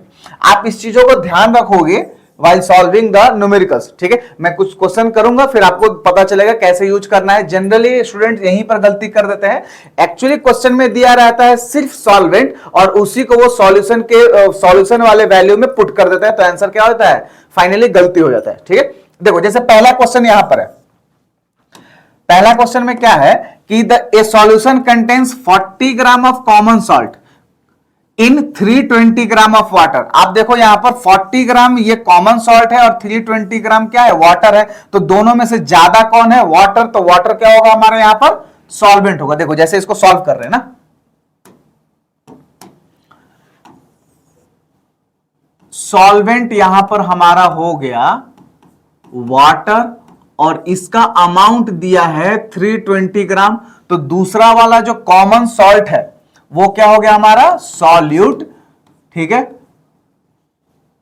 Common salt NaCl। ठीक है, और इसका अमाउंट है 40 ग्राम। और आगे क्वेश्चन में पूछ रहा है calculate the concentration in terms of mass by mass percentage. ठीक है, ऑफ द सॉल्यूशन। हमको क्या बताना है, W बाई W परसेंटेज कितना होगा ये बताना है। ठीक है, तो आप देखो यहां पर W बाई W का क्या फॉर्मूला है, मास ऑफ सॉल्यूट बाई में मास ऑफ सॉल्यूशन। ठीक है, तो यहां पर हम लोग क्या करने वाले हैं, मास ऑफ सॉल्यूट तो सीधा सीधा दिया गया है 40 और डिवाइडेड बाई क्या करना है, मास ऑफ सॉल्यूशन। तो मास ऑफ सॉल्यूशन तो यहां पर डायरेक्ट सॉल्यूशन का तो कोई वैल्यू दिया नहीं है, तो सॉल्यूशन कैसे बनाएंगे, सॉल्यूट और सॉल्वेंट को मिलाकर। तो यहां पर हमने मिलाया सॉल्यूट 40 ग्राम प्लस में सॉल्वेंट मिला दिया 320 ग्राम। ये पूरा 40 प्लस 320 ओवरऑल 360, ये पूरा हो गया आपका मास ऑफ सॉल्यूशन और इनटू कर देंगे 100। ठीक है, तो आप यहां पे देखो क्या हो जाएगा, 40 बाई में 360 इंटू 100। तो आप यहां पर आप सीधा आप अपना वैल्यू लिख लोगे और ये वैल्यू ही आपका क्या होगा, फाइनल आंसर होगा। ठीक है, एक और क्वेश्चन से समझते हैं कैसे और करते हैं। ठीक है, देखो यहां पे दूसरा क्वेश्चन है what amount of water should be added to 150 gram of 20% W/W aqueous solution of sugar, ठीक है, शुगर सॉल्यूशन है, to make its concentration 5%। Question समझो ध्यान से। सबसे पहला वाला एक सॉल्यूशन दिया गया है जिसका परसेंटेज क्या है, W/W के फॉर्म में 20 है, और हमको क्या करना है, उस 20% को डिक्रीज करके 5% पर लेकर आना है। तो ध्यान रहे कि अगर हम सॉल्यूट के मात्रा को बढ़ाते हैं तो कॉन्सेंट्रेशन बढ़ता है, और अगर सॉल्वेंट के मात्रा को बढ़ाते हैं तो कॉन्सेंट्रेशन डिक्रीज होता है। क्यों? क्योंकि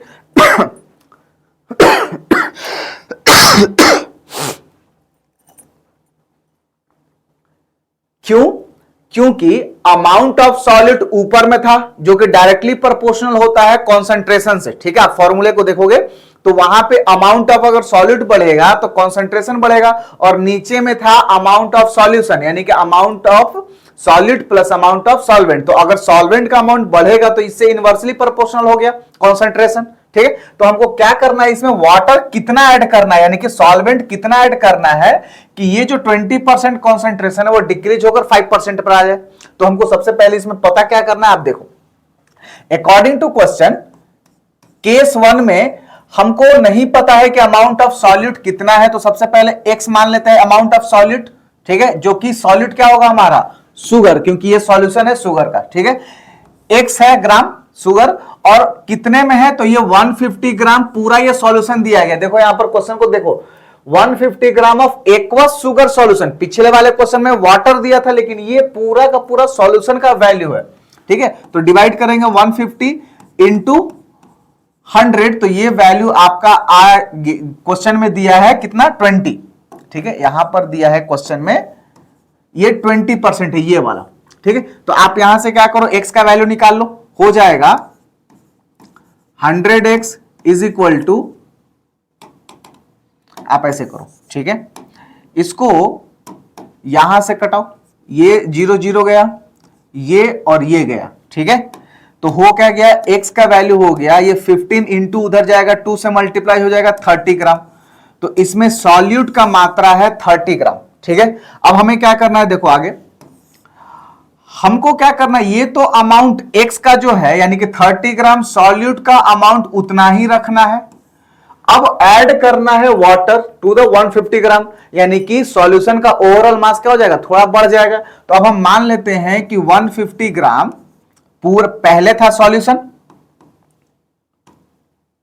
और इसमें हमने y ग्राम ऑफ वाटर को ऐड कर दिया। ध्यान रहे यहां पर x क्या था, अमाउंट ऑफ शुगर सॉल्यूट का, और यहां पर y क्या है, अमाउंट ऑफ एडेड वाटर, और इंटू 100 ये आपका देगा 5%। हमको क्या बनाना है, इसको 5%, ठीक है। कितना y हम ऐड करें कि ये ओवरऑल जो कॉन्सेंट्रेशन बन जाए कितना, 5। जब आप इसको सॉल्व करोगे तो ये कितना हो जाएगा, ये 3000 इज इक्वल टू ये हो जाएगा 750 प्लस में 5y। जब आगे सॉल्व करोगे तो ये हो जाएगा 2250 इक्वल टू 5y। जब आप यहां से y का वैल्यू कैलकुलेट करोगे 2250 डिवाइडेड बाई में 5, ठीक है। तो आप इसको जब सॉल्व करोगे तो ये कितना हो जाएगा, 4 और ये 50, 450 ग्राम आया लास्ट में। y का वैल्यू कितना आया, 450 ग्राम, और y कितना था, amount of water which is added, ठीक है। तो हमको इस पूरे सॉल्यूशन में 450 ग्राम वाटर और ऐड कर देते हैं तो उसका कॉन्सेंट्रेशन 20 से घटकर कितना हो जाएगा, 5%, ठीक है। तो आई होप इस क्वेश्चन को समझ में आया होगा कैसे सॉल्व करते हैं। आप एक बार खुद से प्रैक्टिस करोगे, ठीक है। ये एक क्वेश्चन है जो कि आपके लिए हम होमवर्क देते हैं, ठीक है। आप इसका करेक्ट आंसर यानी कि सॉल्व करने के बाद आपका जो भी करेक्ट आंसर आएगा उसको आप कमेंट सेक्शन में ऐड कर दोगे, ठीक है। वहां से हम लोग वेरीफाई कर लेंगे, सही होगा तो बढ़िया है, नहीं तो फिर we will guide you how to solve it.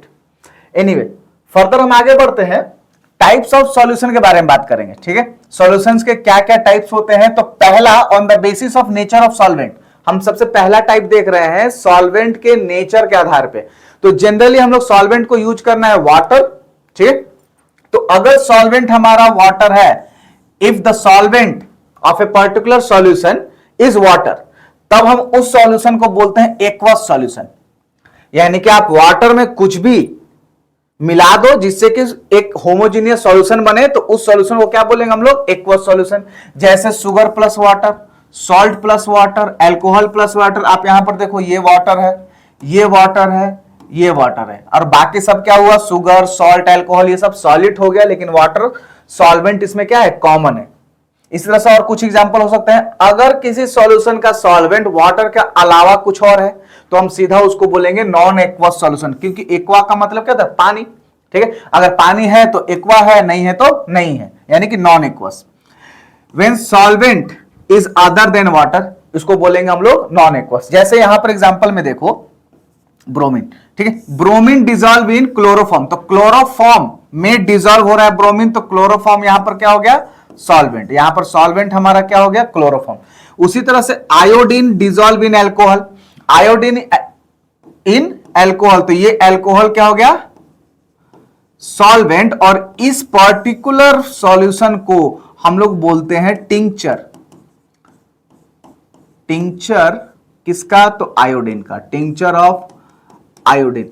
ये इंपॉर्टेंट है क्योंकि आपके एग्जाम में क्वेश्चन में पूछ देता है कि टिंक्चर ऑफ आयोडीन में सॉल्यूट क्या है, सॉल्वेंट क्या है, या फिर ये कैसे बनता है, इसका यूजेस क्या होता है। तो इसका यूज होता है एंटीसेप्टिक क्रीम्स वगैरह में हम लोग इसका यूज करते हैं। कहीं कट वगैरह जाता है तो उसको एज अ एंटीसेप्टिक के यूज करते हैं। वाटर के अलावा और भी सारे जैसे सॉल्वेंट हो सकते हैं। जैसे यहां पर हमको एक सॉल्वेंट मिला क्लोरोफॉर्म, यहां पर मिला अल्कोहल। उसी तरह से बेंजीन होता है, ठीक है। CH2 होता है, carbon disulphide, carbon tetrachloride CCl4, ये क्या है? कुछ अदर सॉल्वेंट्स है अदर देन द वाटर। देखो, दूसरा जो है सॉल्यूशन का type on the basis of amount of dissolve solute, यानी कि एक सॉल्यूशन में जो अमाउंट मिला हुआ है वो कितना मिला हुआ है, ठीक है। तो सबसे पहला है अनसैचुरेटेड सॉल्यूशन। जैसे मैं बोल रहा हूं कि ये एक सॉल्यूशन हम बना रहे हैं, शुरू में लिया हमने इतना अमाउंट ऑफ सॉल्वेंट, इतना अमाउंट ऑफ सॉल्वेंट, और इसमें हमने कुछ डाला सॉल्यूट, तो सॉल्यूट आकर इधर क्या हो जाएगा? इंटरमॉलिक्यूलर स्पेस में बैठ जाएगा, ठीक है। इतना ही डाला अभी, ठीक है। एक पर्टिकुलर टेम्परेचर पे सारा कुछ हो रहा है, राइट। टेम्परेचर क्या है? फिक्स है। तो अब आप देखो कि अभी भी कुछ ना कुछ इंटरमॉलिक्यूलर स्पेस बचा हुआ है, यानी कि जब आप इसमें कुछ सॉल्यूट को डालोगे तो कुछ ना कुछ और वो घुल सकता है। तो इस मोमेंट पर, इस कंडीशन पर, इस सॉल्यूशन को क्या बोलेंगे हम लोग? अनसैचुरेटेड, यानी कि एक ऐसा सॉल्यूशन जिसमें अभी और अमाउंट ऑफ सॉल्यूट क्या हो सकता है? डिसॉल्व हो सकता है, ठीक है। तो अनसैचुरेटेड सॉल्यूशन का डेफिनेशन हुआ ए solution in which more solute can be dissolve at a particular temperature, एक पर्टिकुलर टेम्परेचर पर और सॉल्यूट अभी घुल सकता है, ठीक है। अब मान लिया जाए कि हमने इसमें पूरा डाल दिया, जितना ये मैक्सिमम इसका सॉल्युबिलिटी होगा उसके आधार पर सारा हमने मैक्सिमम अमाउंट ऑफ सॉल्यूट डाल दिया, और सारा स्पेस, इंटरमॉलिक्यूलर स्पेस क्या हो गया? ऑक्यूपाई हो गया। तो क्या अब घुलेगा? ये अब नहीं घुलेगा। अब इसमें कुछ और डालोगे तो वो घुलेगा नहीं, वो क्या हो जाएगा? जाकर नीचे डिपॉजिट हो जाएगा, ठीक है। तो इस कंडीशन में हम बोलेंगे ये हो गया सैचुरेटेड, इसका मैक्सिमम लेवल ये रीच कर गया, यानी कि ये जितना घोल सकता था अपने में वो पूरा हो गया। तो इस सैचुरेटेड सॉल्यूशन को कैसे डिफाइन कर सकते हैं? कि एक पर्टिकुलर टेम्परेचर पर एक ऐसा सॉल्यूशन, ठीक है, जिसमें कि कुछ और अमाउंट ऑफ सॉल्यूट डिसॉल्व ना हो सके, उसको बोलते हैं हम लोग saturated solution. So a saturated solution in which no more solute can be dissolve at a particular temperature. तो आई होप कि सैचुरेटेड एंड अनसैचुरेटेड आपको बहुत अच्छे से क्लियर हो गया होगा। इसी में तीसरा है सुपर सैचुरेटेड। अब हम क्या कर रहे हैं समझो ध्यान से। यहां पर हमने कुछ टेम्परेचर, ये जो ऑब्टेंड किया है ये सैचुरेटेड है, ये T1 टेम्परेचर पर, ठीक है। अब हम क्या कर रहे हैं? इसको इंक्रीज करके T2 टेम्परेचर कर रहे हैं। यहां पर T2 क्या है? मोर देन है T1 से। हमने क्या किया? T1 टेम्परेचर इसमें बढ़ा दिया, इसको हीट कर दिया, तो क्या होगा? इंटरमॉलिक्यूलर स्पेस क्या होगा? बढ़ेगा, ठीक है। इंटरमॉलिक्यूलर स्पेस बढ़ेगा तो इसमें और सॉलिड को डाला जा सकता है, एकदम डाला जा सकता है। यानी कि एट T2 टेम्परेचर पर ये पर्टिकुलर सॉल्यूशन अपने सैचुरेशन लेवल से ज्यादा अमाउंट ऑफ सॉलिड को ऑक्यूपाई किया, ठीक है, तो इस तरह के सॉल्यूशन को क्या बोलते हैं हम लोग, सुपर सैचुरेटेड सॉल्यूशन, ठीक है। सुपर सैचुरेटेड सॉल्यूशन का मतलब एक ऐसा सॉल्यूशन जो अपने सैचुरेशन लेवल से ज्यादा अमाउंट ऑफ सॉलिड को क्या करता है, रखता है, डिसॉल्व करता है। अब वो लोग है कि सर ये तो बढ़ गया, अब जब वापस से घटेगा तो क्या होगा, तो वापस से जब ये टेम्परेचर हम T2 से लेकर T1 पर लेकर जाएंगे, यानी कि इसको कूल डाउन करेंगे, तो जितना एक्स्ट्रा अमाउंट ऑफ सैचुरेशन के बाद में जितना एक्स्ट्रा अमाउंट ऑफ सॉलिड को डिसॉल्व किया था ना, वो बाहर निकाल देगा, यानी कि एज अ प्रिसिपिटेट के रूप में बाहर वो क्या कर देगा, निकाल देगा, ठीक है। तो सुपर सैचुरेटेड सॉल्यूशन इसको बोलते हैं कि एक solution, A solution which temporarily, वो टेम्पोररी किया था ना, एट T2 पर ही किया था, जैसे T1 हुआ तो वो क्या हो गया, बाहर निकाल दिया, तो temporary contains more solute than saturation level at a particular temperature, ठीक है। तो saturated, super saturated and unsaturated are the three types of solution. Next है on the basis of particle size of solid, ठीक है, solid के particle के size के आधार पर हमारे पास कुछ सॉल्यूशन है। पहला है ट्रू सॉल्यूशन, सेम वही सॉल्यूशन ही है। तो ट्रू सॉल्यूशन में जो पार्टिकल्स का साइज होता है वो होता है लेस देन 1 नैनोमीटर, ठीक है, the particles of solute are less than 1 nanometre. दूसरा है सस्पेंशन, अच्छा इसमें जो है सॉल्यूशन में वो कंप्लीटली घुल जाते हैं, ठीक है। ट्रू सॉल्यूशन में पार्टिकल्स जो सॉलिड होते हैं वो सॉल्वेंट में कंप्लीटली घुल जाते हैं, मिल जाते हैं यूनिफॉर्मली, तो ये होमोजीनियस होता है, ठीक है। इसमें सस्पेंशन में बिना घुले सस्पेंडेड ऐसे ही रहते हैं, ठीक है, तैरते रहते हैं, पूरे सॉल्यूशन में ऐसे तैरते रहते हैं। और इसमें जो पार्टिकल का साइज होता है मोर देन 1000 नैनोमीटर होता है, और ये हमको खुले आंखों से ऐसे भी दिख सकता है, आराम से दिख सकता है, इतना बड़ा साइज हो गया, ठीक है। तो ये हो गया हमारा हेट्रोजीनियस। दूसरा होता है कोलाइडल, यानी कि कोलाइडल एक ऐसा फेज है जो कि ट्रू सॉल्यूशन एंड सस्पेंशन के बीच का है, यानी कि इसमें पार्टिकल का साइज 1 नैनोमीटर से ज्यादा होगा बट लेस देन 1000 नैनोमीटर होगा, यानी कि the particles of solute in colloidal, ठीक है, इन बिटवीन 1 to 1000 नैनोमीटर।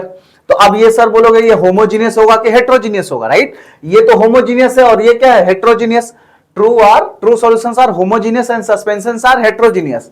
तो कोलाइडल जो है ये अपीयर होता है, लगता है कि ये क्या है, होमोजीनियस है, ठीक है। कोलाइडल सॉल्यूशन क्या होता है, लगता है कि ये होमोजीनियस है बट एक्चुअली ये क्या होता है, हेट्रोजीनियस। इसमें भी कोलाइडल सॉल्यूशन में भी सॉलिड के जो पार्टिकल्स होते हैं वो बिना घुले उसी में मौजूद रहते हैं, उसी में पूरे सॉल्यूशन में तैरते रहते हैं, ठीक है। ये तीन चीज है। जैसे यहां पर आप देखो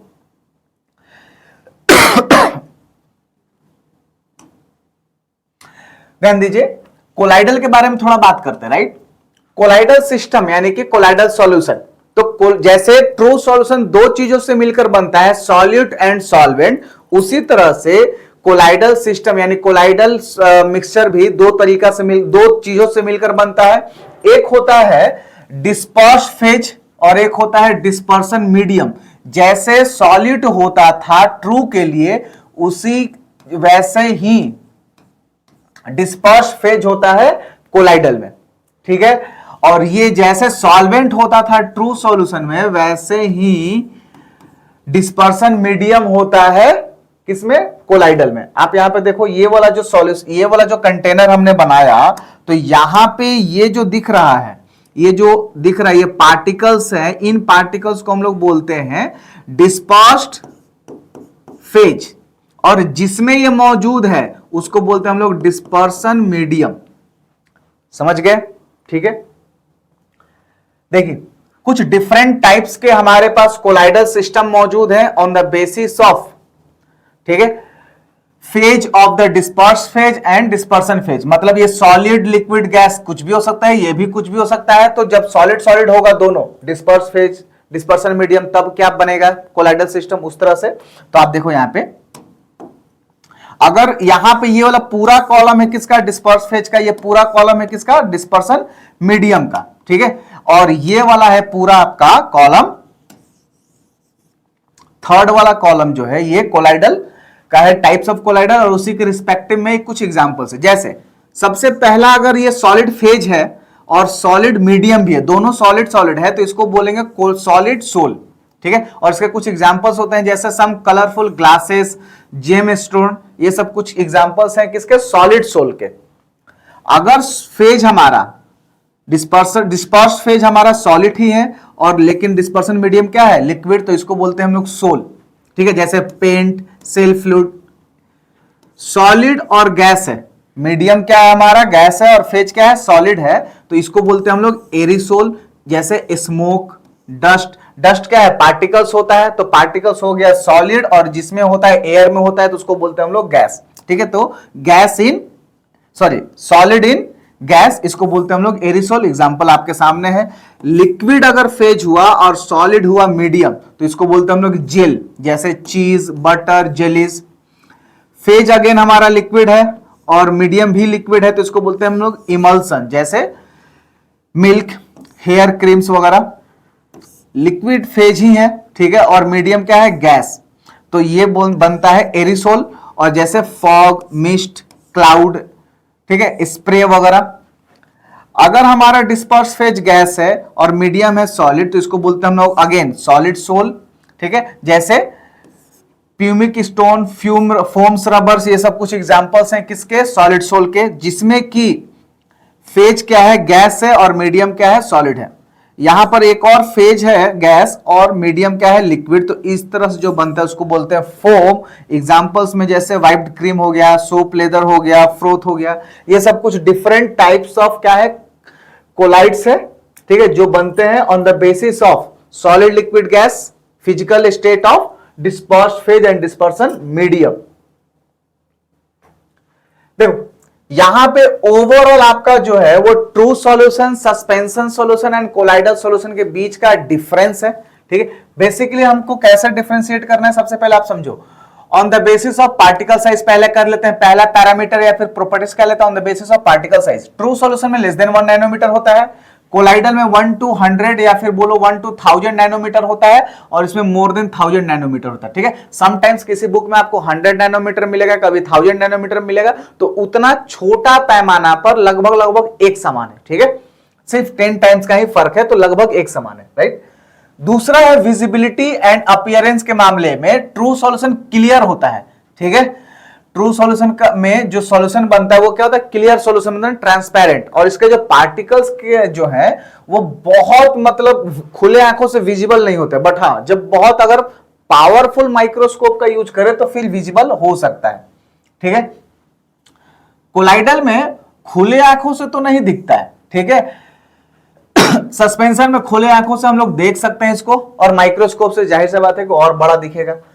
सेपरेशन टेक्निक्स अगर हमको लगाना है तो सॉल्यूट एंड सॉल्वेंट को हम लोग सेपरेट ऑर्डिनरी फिल्ट्रेशन से सॉल्व नहीं कर सकते। फिल्टर पेपर लगाकर चाहे सॉल्व कर लें तो नहीं होता। फिल्टर पेपर में जो पोर्स होता है उस पोर्स के साइज से भी छोटा होता है सॉल्यूट का साइज, इसलिए उसको क्रॉस कर जाएगा, उसको फिल्टर नहीं कर पाएगा, ठीक है। कोलाइडल में solute and solvent can not be separated by ordinary filter paper but can be separated bye ultra filter paper, ठीक है। हम अल्ट्रा फिल्टर पेपर से, जैसे पार्चमेंट पेपर से हम लोग इसको सेपरेट कर सकते हैं, और सस्पेंशन में ये आराम से filter paper, ordinary filter paper से भी क्या हो जाएगा, सेपरेट हो जाएगा।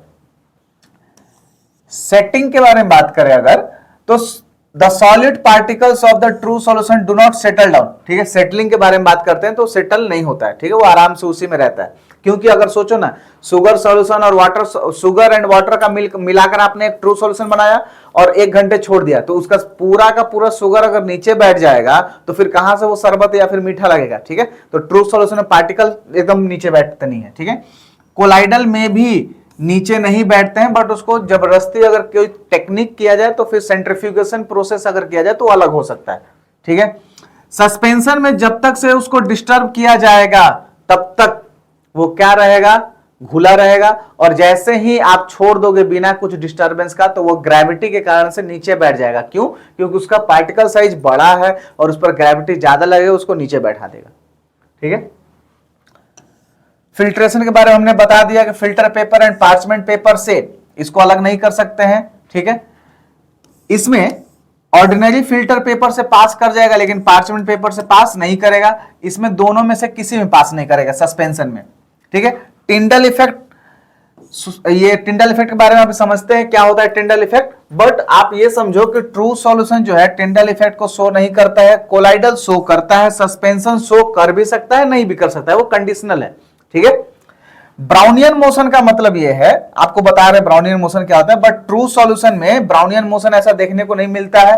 कोलाइडल में ब्राउनियन मोशन दिखता है और इसमें हो सकता है सस्पेंशन में ब्राउनियन मोशन हो। तो ब्राउनियन मोशन का मतलब क्या होता है, सबसे पहले आप समझो, जैसे पार्टिकल्स है, यहां पर एक पार्टिकल है, तो ये जब चलेगा तो ऐसा रैंडम जिगजैग मोशन में चलेगा। ठीक है, तो ब्राउनियन मोशन का मतलब random zigzag motion of A particle of colloidal solution, उसको बोलते हैं हम लोग ब्राउनियन मोशन।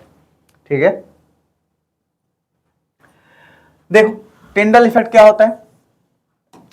टिंडल इफेक्ट का मतलब होता है कि जब लाइट, आपको पता है लाइट वेव नेचर भी शो करता है, पार्टिकल नेचर भी शो करता है, तो जब लाइट किसी मीडियम से पास करता है तो उस मीडियम में भी कुछ ना कुछ पार्टिकल्स है, लाइट में भी कुछ ना कुछ पार्टिकल्स है। तो अगर मीडियम का पार्टिकल इतना बड़ा है, इस साइज में इतना है कि इस लाइट के पार्टिकल्स के साथ उसको टकरा के उसके डायरेक्शन को बदल सकता है, इसको बोलते हैं स्कैटरिंग ऑफ लाइट। ठीक है, यानी कि जब लाइट किसी मीडियम से पास होता है तो उस मीडियम के पार्टिकल्स से टकराने के कारण से वो स्कैटर्ड हो जाता है, and this phenomena is called Tyndall effect, जिसके कारण से उसका पाथ, लाइट का पाथ क्या होने लगता है, विजिबल होने लगता है। ठीक है, तो scattering of light by colloidal particle, ठीक है, इज कॉल्ड टिंडल इफेक्ट। देखो जैसे यहां पर कोई लाइट का सोर्स है और यहां पर पहला है ट्रू सॉल्यूशन, दूसरा है कोलाइडल एंड तीसरा है सस्पेंशन। आप देखो कि जब इसमें से जा रहा है तो इसके बीच में कोई रास्ता नहीं दिख रहा है, लाइट जाते हुए नहीं दिख रहा है, सीधा जाते हुए दिख रहा है और बाहर आते हुए दिख रहा है, बीच में नहीं दिख रहा है। ठीक है, क्योंकि यहां पर टिंडल इफेक्ट नहीं हो रहा है, स्कैटरिंग नहीं हो रहा है, तो नो विजिबल। जबकि यहां पर आप ध्यान से देखो तो ये विजिबल है, यहां पर विजिबल नहीं है, यहां पर विजिबल है। ठीक है, यानी कि ये स्कैटर कर पा रहा है और ये विजिबल हो गया, यानी कि इसमें टिंडल इफेक्ट हो रहा है। एग्जांपल के तौर पर आप मिल्क में ऐसा कर सकते हो करके। अब सस्पेंशन में कंडीशनल था, तो हमने आपको बताया जब जब वो डिस्टर्ब रहेगा, यानी कि उसका पार्टिकल्स ऐसे ऐसे तैरता रहेगा सभी जगह, तो वो स्कैटर करेगा और यहां पर उस कंडीशन में टिंडल इफेक्ट शो होगा। लेकिन जब आप इसको नीचे, जब आप इसको कुछ समय के लिए छोड़ दोगे तो वो क्या हो जाएगा, सबका सब नीचे बैठ जाएगा, सबका सब नीचे बैठ जाएगा, जिसके कारण से लाइट ऊपर से पास हो जाएगा ट्रांसपेरेंट पानी से, तो वहां से फिर नहीं हो पाएगा। ठीक है, तो जब जब पार्टिकल सस्पेंशन के तैरते रहेगा, पूरा सॉल्यूशन में मौजूद रहेगा, तो वो होगा और नहीं तो नहीं होगा। ठीक है, राइट। ये कुछ नेचर में भी टिंडल इफेक्ट देखने को मिलता है। जैसे यहां पर मान लीजिए कि बहुत डेंस फॉरेस्ट है और इसमें से आपको दिख रहा है सनलाइट के रेज, सनलाइट के रेज आपको दिख रहे हैं, ये एक टिंडल इफेक्ट है। ठीक है, यहां पर भी क्या होने लगा, सनलाइट का पाथ जो है ना आपको विजिबल होने लगा, this is called Tyndall effect.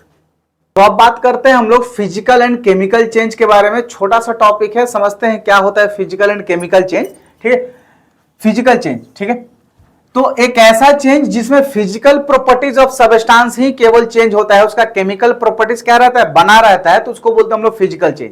लेकिन अगर किसी भी सबस्टेंस का केमिकल प्रॉपर्टीज चेंज हो जाता है तो उस चेंज को बोलते हैं हम लोग केमिकल चेंज। ठीक है, so physical change is change in which physical properties of a substance get change temporary, वो टेम्पररी ही चेंज होता है, यानी कि जिस कंडीशन में वो चेंज हुआ या फिर जिस कारण से उसका फिजिकल प्रॉपर्टीज चेंज हुआ, अगर उस कारण को आप हटा दोगे तो वापस से जैसा था वैसा बन जाएगा। फॉर एग्जांपल, अगर हमने क्या किया कि लिक्विड वाटर लिया और उसका टेम्परेचर बहुत 0 डिग्री से भी कम कर दिया, ठीक है, कंडीशन क्या है यहां पर, temperature less than must be less than 0 degree Celsius. ठीक है, तो हो क्या गया, लिक्विड से बन गया सॉलिड। ठीक है, तो उसका फेज चेंज हो गया, फिजिकल प्रॉपर्टीज चेंज हो गया, पहले था लिक्विड अब हो गया सॉलिड। अगर हम उसी टेम्परेचर को फिर वापस से बढ़ा दे, मोर देन 0 कर दे, तो फिर वो क्या बन जाएगा, वापस से सॉलिड से लिक्विड बन जाएगा। ठीक है, तो यानी कि जो फेज चेंज होगा, टेम्पररी में फिजिकल चेंज होगा, वो क्या होगा, टेम्पररी चेंज होगा, यानी कि ये रिवर्सिबल होगा, वापस हो सकता है। दूसरा, इसमें कोई नया सबस्टेंस नहीं बना। क्यों नया सबस्टेंस नहीं बना, क्योंकि लिक्विड के फॉर्म में अगर वाटर है तो उसका फॉर्मूला H2O, सॉलिड के फॉर्म में है तो उसका भी फॉर्मूला H2O, अगर वेपर के फेज में है तो भी उसका फॉर्मूला H2O। इट मींस कि उसका केमिकल कॉम्पोजिशन तो एज इट इज है, there is no change in the chemical composition. During the physical change. तो केमिकल कॉम्पोजिशन चेंज है तो कोई नया केमिकल कैसे बना, कोई नया सबस्टेंस नहीं बना, ठीक है। और केमिकल प्रॉपर्टीज क्या रहता है, सेम रहता है। For example inter conversion of states, पहला चैप्टर हम लोगों ने पढ़ा था, सॉलिड लिक्विड गैस आपस में कैसे चेंज करता है। दूसरा सल्फर प्लस आयरन का मिक्सिंग, NaCl प्लस वाटर का मिक्सिंग, etc, ये सब फिजिकल चेंज है। जो भी मिक्सचर हम लोग बनाते हैं सब क्या होता है, फिजिकल चेंज, ठीक है। दूसरा है केमिकल चेंज। केमिकल चेंज में यानी कि एक ऐसा चेंज जिसमें केमिकल प्रॉपर्टीज ही बदल जाता है, यानी कि नया सबस्टेंस बनेगा और ये इरिवर्सिबल होगा। हाँ, रिवर्सिबल होता है कुछ कुछ केमिकल रिएक्शन, बट वो क्या होता है, कंडीशनल होता है, ठीक है। But mostly chemical reactions are irreversible. जैसे एग्जांपल में बर्निंग ऑफ कोल, कोल यानी कि कार्बन, और प्लस में जब ये बर्न करेगा तो ये बनेगा CO2, ठीक है। तो यहां पर CO2 प्लस में एनर्जी देगा, वो अलग चीज है, हीट एंड लाइट के फॉर्म में। तो यहां पर ये जो CO2 बना, अब ये कार्बन डाइऑक्साइड एक ऐसा प्रॉपर्टी शो करेगा जो कि ना कि कार्बन से मैच करेगा ना कि ऑक्सीजन से मैच करेगा, ठीक है, वो अपना एक अलग प्रॉपर्टी होगा। तो carbon dioxide is completely different substance. Acid base का रिएक्शन जब हम लोग कराते हैं, न्यूट्रलाइजेशन रिएक्शन, जैसे मान लिया जाए कि सोडियम हाइड्रोक्साइड को हमने लिया, ये बेस है और इसका रिएक्शन करा रहे हैं HCl एक्वस के फॉर्म में है, तो ये बनेगा NaCl प्लस में H2O। अब वापस NaCl से हम लोग HCl नहीं बना सकते हैं, ठीक है, तो एक नया चीज बन गया। वैसे ही डाइजेशन ऑफ फूड, ठीक है, digestion of food, rusting of iron, ये सब जो चीज एग्जांपल्स में है वो सब एग्जांपल्स किसका है, केमिकल चेंज का। इस बार आपके सिलेबस से how to separate components of a mixtures यानी कि सेपरेटिंग टेक्निक्स को ओमिट कर दिया गया है, इसीलिए इस वीडियो में हम ऐड नहीं कर रहे हैं, क्योंकि ये इस बार का जो वीडियो ये कंप्लीटली डेडिकेटेड है आपके अपकमिंग फाइनल एग्जाम के लिए। तो उस फाइनल एग्जाम में आपसे किसी भी पेपर में, मतलब ये केमिस्ट्री वाले सेक्शन में कभी भी ये क्वेश्चन नहीं पूछा जाएगा हाउ टू सेपरेट, ठीक है। अगर पूछा भी जाता है तो हल्का फुल्का पूछा जाएगा जो नॉर्मल होगा, बट एक्चुअल टेक्निक वगैरह नहीं पूछा जाएगा, ठीक है। तो ये इसी के साथ अपना चैप्टर हुआ समाप्त।